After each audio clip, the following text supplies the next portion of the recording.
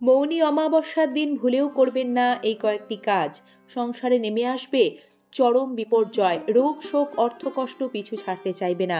সম্মানীয় দর্শক শ্রোতা বন্ধু, ২৯শে জানুয়ারি ২০২৫ সালে মাঘ মাসে অমাবস্যা, যা মৌনী অমাবস্যা নামে প্রসিদ্ধ, সেটি পালিত হবে।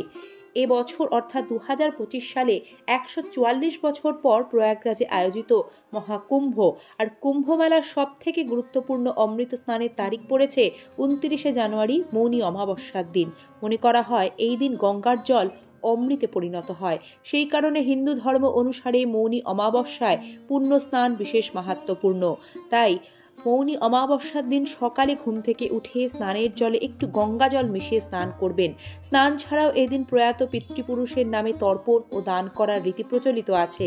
বৈদিক পঞ্জিকা অনুসারে মাঘ মাসে অমাবস্যা তিথি অর্থাৎ মাঘী অমাবস্যার দিনটি মৌনী অমাবস্যা নামে পরিচিত।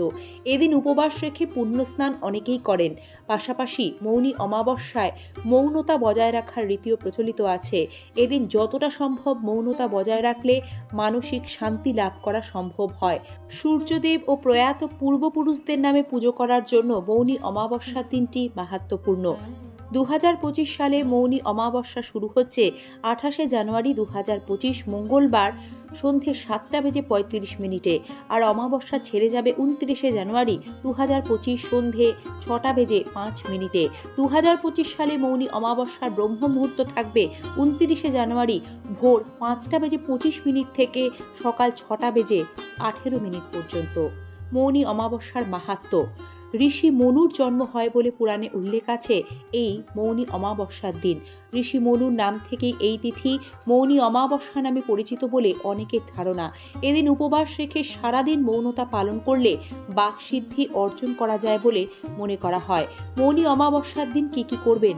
মৌনী অমাবস্যার দিন ব্রহ্ম মুহূর্তে বিছানা ছাড়ুন। এদিন গঙ্গা স্নান করতে পারলে সব থেকে ভালো। তা সম্ভব না হলে নিচে স্নানের জলে একটু গঙ্গা জল মিশিয়ে স্নান করা শাস্ত্রীয় বিধান। স্নানের পর সূর্য প্রণাম করুন। সূর্যদেবকে জল ও লাল ফুল তামার পাত্রে অর্ঘ্য নিবেদন করুন। ১০৮ বার তুলসী গাছ প্রদক্ষিণ করুন। এরপর দরিদ্রদের নিজের সাধ্য অনুযায়ী খাদ্য বস্ত্র দান করুন। মৌনী অমাবস্যায় মৌনতা বজায় রাখলে শুভ ফল পাওয়া যায়। সারাদিন পুরোপুরি মৌন থাকা যদি সম্ভব না হয়, তাহলে এদিন কাউকে ভুলেও কটু কথা, উচ্চস্বরে কথা কিংবা খারাপ কথা বলবেন না। কারোর ওপর চেঁচামেচি করবেন না। এদিন যতটা সম্ভব কম ও আস্তে কথা বলুন। মৌনী অমাবস্যায় পূর্বপুরুষদের আশীর্বাদ পেতে হলুদ রঙের পোশাক পরুন। নিজের পূর্বপুরুষদের নামে পিতৃতর্পণ করুন। এদিন সকালে জলের মধ্যে একটু হলুদ গুলে নিয়ে তা বাড়ির মূল দরজায় ছিটিয়ে দিন। বাড়ির সদর দরজা পরিষ্কার পরিচ্ছন্ন রাখুন। দরজার চৌকাঠ ভালো করে পরিষ্কার করে নেবেন। এর ফলে শুভ শক্তির আগমন আপনার গৃহে ঘটবে। মৌনী অমাবস্যায় শ্রী সত্যনারায়ণের পুজো করতে পারেন। অশ্বত্থ গাছের নিচে প্রদীপ জ্বালানো শুভ।